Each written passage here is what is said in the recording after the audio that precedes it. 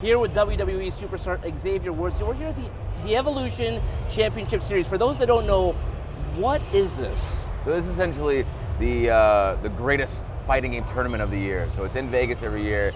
We're at Mandalay Bay, which is like 11,000 people come through, and it's all for the love of fighting games. So any fighting game you want pretty much is here. All this, the top stuff that's more popular right now, even like stuff that's, I guess, considered retro at this point. So like yesterday I was in a puzzle fighter tournament.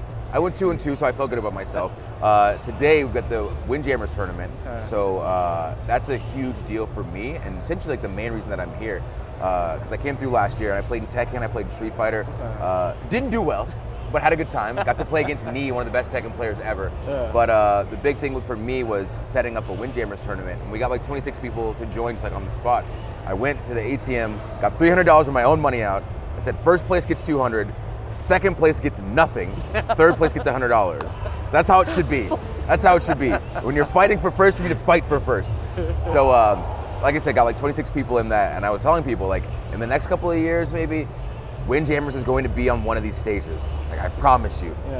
1 year later, Windjammers is going to be on stage. Wow. We have 256 competitors in the tournament. It's unreal. So that's the main reason that I'm here, to kind of push Windjammers. That's what I love.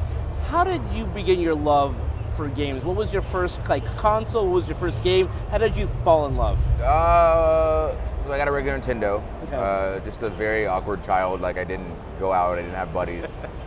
So my mom got me a Nintendo and I loved it, but I had a problem. I thought that when you died in the game, you died in real life. So I never wanted to finish playing the game. And eventually got over that, But just started playing games here and there, and then when I play games with other kids, I feel more comfortable. And so that's what I realized, video games are my thing, and it's just kind of always in my safe place. And so now, as a grown man, as a WWE superstar, I still go back to games as my basic, my first basic need. It's like, you got the need to breathe, the need to eat, and then you've got like games on top of it. So if I can sit down and just play games at any point in the day, like I've always got my Switch on me and my PS4 at all times. So my Switch is in this bag, it's right here, my PS4 is up in my room, but I travel around the world with those, and I got my laptop too, so we got Steam on there, we got all kinds of games. So it's legit just like, if I have 5 minutes, if I have 5 hours, that's what I'm gonna sit down and do. And so the fact that you can kind of see the culmination of that emotion towards fighting games here with all these people, and everyone feels the same way about this stuff, like, it's just an awesome place to be, and you feel comfortable because, like, these are your people, like, you're at home, One of the most talked about games recently was you versus Kenny Omega. Kenny Omega had the Young Bucks behind him. You, of course, had the New Day behind you. What was that like? You guys had to eat some hot peppers or something after, but tell me about that moment. So we played Street Fighter V, which I'm admittedly, I'm okay. I'm all right. He is a very good Street Fighter V player. That is his bread and butter. That's like the only game that he plays. He lives and breathes Street Fighter V. I play Tekken a little more, so he can't touch me in that. Lots of people can't touch me in Tekken, so come through if you want it. Catch this heat. So we, for a while, we wanted to set something up where we could kind of get his camp and my camp together doing something, because the way that we both see what we do, sports entertainment, wrestling, whatever you want to call it, is that it's for everybody, and it needs to be inclusive of everyone from every organization, from every continent. And so many times in our industry, there's companies or performers who don't communicate, they don't cross lines, they don't blur anything, and so we wanted to start trying to do that a little bit more. And so we knew that our venue to do that was video games, because he loves games, I love games, and so we've been working on this for 3 years up to that point to try to get this going. So we started a little rivalry at CEO. We played each other. We played each other the next year, and then finally we were able to work that into playing against each other at E3 on Capcom stage, and it was a blast. So many people were there, and I ended up losing. And so the deal was the losers team eats hot peppers, and I told Kofi and E, my partners, that it wasn't their fight, it's between myself and Kenny. And so I took their peppers and I started to eat all 3 of the peppers. I got 2 down. When I ate the first one, I realized there was a problem, because I think the most I've done is 4 peppers at once. And like, I was in the bathroom for an hour and a half, but I was okay. I didn't feel like I was gonna pass on to my next existence. So I ate the first pepper, and after like a good 30 seconds, 40 seconds, I started feeling, you know how when your limbs falls asleep and you go to wake it up and you feel like the pins? I felt that in my face. I was like, okay, something's wrong with this, but it's like, okay, well, I got 2 more peppers to go, let's do it. I started to eat the second pepper, and then like the numbness just went through my body. And it wasn't like a good numb, it was like a this hurts kind of numb, like when you're too cold numb, and like right before you die from frostbite kind of numb. And I was about to eat the third one, and I needed a breather because like I felt my stomach starting to knot up, like I'm dripping sweat, my eyes are turning red. And Kenny freaks out, and he's like, you know what, you're cheering for this guy, but he lost, he's so angry. He's like, anything you can do, I can do better, and he eats the pepper too. And then he started to have a breakdown. I could see it in his face, like as I'm breaking down, I'm seeing his insides breaking down too. So I had eaten 2 peppers, and he goes to grab the second pepper, and then he throws it back in the thing because it was too much. And so I grabbed the mic and just said, you know what, we're done eating peppers. I feel like I'm gonna die. He talked a little bit. We had a good moment. We explained to everybody like it's just something that we want to do for the love of the fighting game community, and just show everybody like you don't have to be like ultra top tier at these games to be able to enjoy them.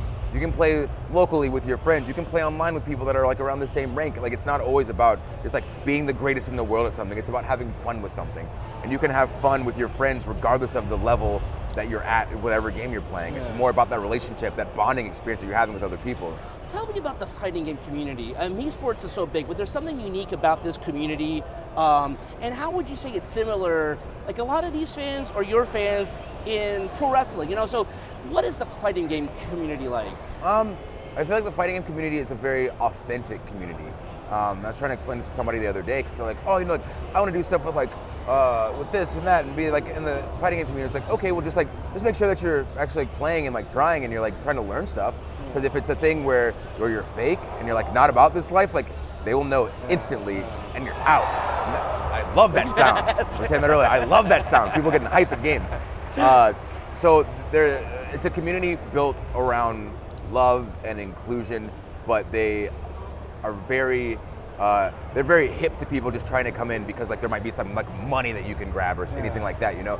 And so that's what I love about it because it's at something like this at Evo, at CEO, at any like Big E Gaming, like any of those types of tournaments that people are at, like people are there because they absolutely love it, and everybody gets that. You're not just showing up at these places. You're not taking time off of work.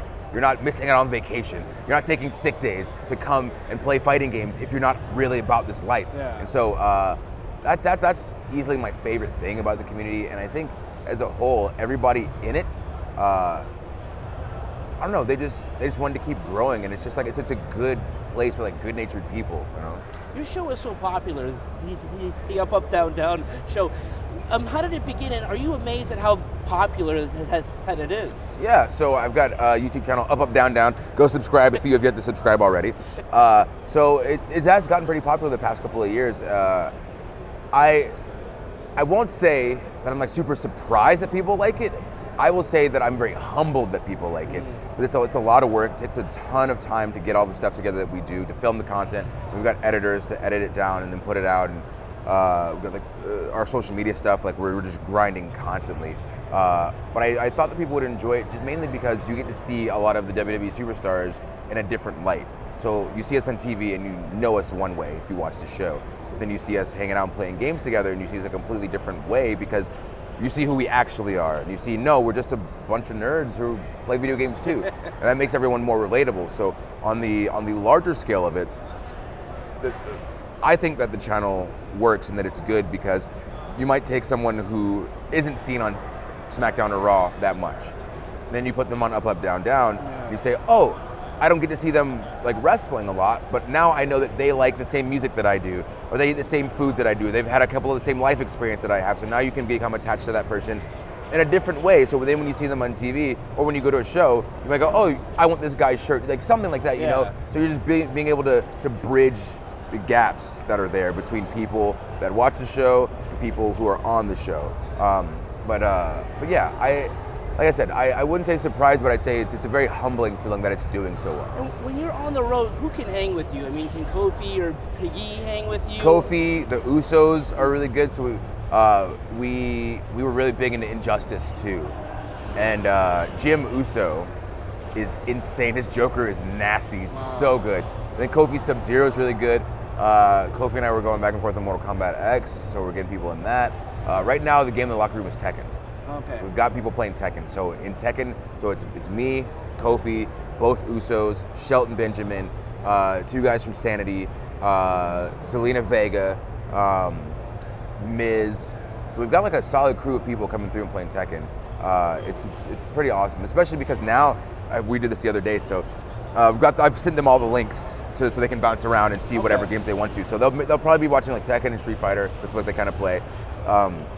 And one of the Usos came up to me and he was like, "Yeah, I've been watching these tournaments, and the guys have like combos down. Like they're not just like mashing buttons anymore. We've been playing for like a few months, and so now they're kind of all in their groove." But Uso's telling me that, yeah, I was watching some of the tournaments. He's like, we get excited when we hit combos. Like they get excited when people drop combos. I was like, yeah, that's what it is, because they learn and people know what's going on. So they see like, oh, you could have killed that guy, but you messed up. And so a couple of weeks later, everybody has seen everybody's combos enough, so now they're starting to get hype, and you hear this noise in the locker room when people drop combos, and it's like, to me, I just like cultivating a gaming community wherever I am. Yeah. So me hearing that, like coming on the corner and just hearing that sound like in the locker room, I'm like, yes. You know that sound. Yes, it's working. So my biggest thing is I want to bring all those guys out to something like this and just go and do what you do. Because for us, we don't get a lot of downtime. Our schedules are insane. So I think like this month I'm home like 3 days. Just bouncing around the country, bouncing around the world.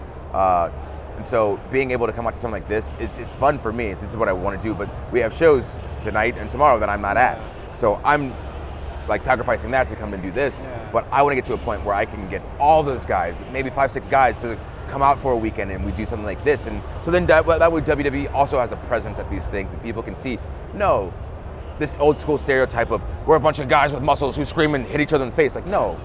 Yes, but you do more than that. Yes, don't put us in a box. Paradigm shifting, out of the box thinking. So I want people to know that about us, and it's not just about me; it's about all of us as a whole. So it's a long road, but I think it's very much worth it to travel down it. Last question, what's next for you in this space? You know, whether it's investing in a team, having another show. And we've talked about something interesting where you want to work with some of these players in terms of working on their promos, developing maybe not a character, but like turning up the volume. What's next for you here in this So something that we've been working on for longer than the channel's even been on is just I love this community so much and I want to see it continue to grow. And so having finals for everything on ESPN last year was dope. And I liked how you could watch the ESPN stream and it was kind of a simplified explanation so that people who don't play the games and don't understand them can understand them, pick up, okay, cool, I know what I'm watching. And then when you watch on Twitch, you've got, okay, down forward 2, you've got all of like the technical lingo, so you've got both sides of the coin. What I want to do is help bring more casual people or people who don't like video games or fighting games at all into the community to watch, because this is not the only tournament that happens throughout the year. Capcom Cup, CE, like we talked about, those are the big tournaments that happen. But there are weekly tournaments that happen locally. Just like with wrestling. We have a show that pops around the country, pops around the world on a weekly basis, but when we're not in your town that week, there is a local show that happens with local guys and girls that are busting it, trying to make it. Same thing with the fighting game community.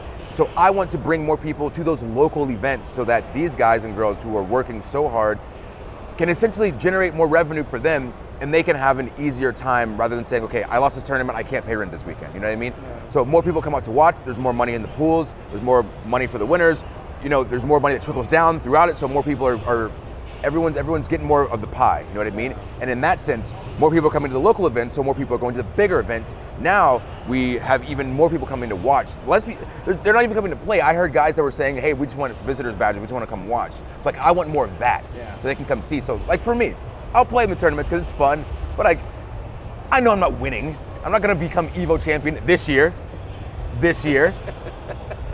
Maybe someday, but that's kind of what I want to do. And I feel like what I know, and what we know as a whole, WWE, we know how to run live events. We know how to keep people interested from week to week to week to week. Our show's on TV 52 weeks a year. We have live events 4 times a week. Like that's our business.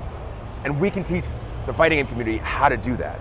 And the fighting game community can teach us things. They can teach us how to play these games. So it's a synergistic relationship. So by us giving that knowledge to the fighting game community, enhancing local tournaments, enhancing larger tournaments, putting a larger stamp on these worldwide tournaments, everything just continues to grow. Not that it's stagnant or stale or that it stopped growing, but we can help it grow in a different way. So that's what I want to do. I want to bring my knowledge to the table and say, hey, I know how my world operates. And I know a little bit about how your world operates. Not everything, because I haven't been here for that long, but I know a little bit. I know enough to be able to give you this knowledge. So I want to essentially just help the community grow as much as it can.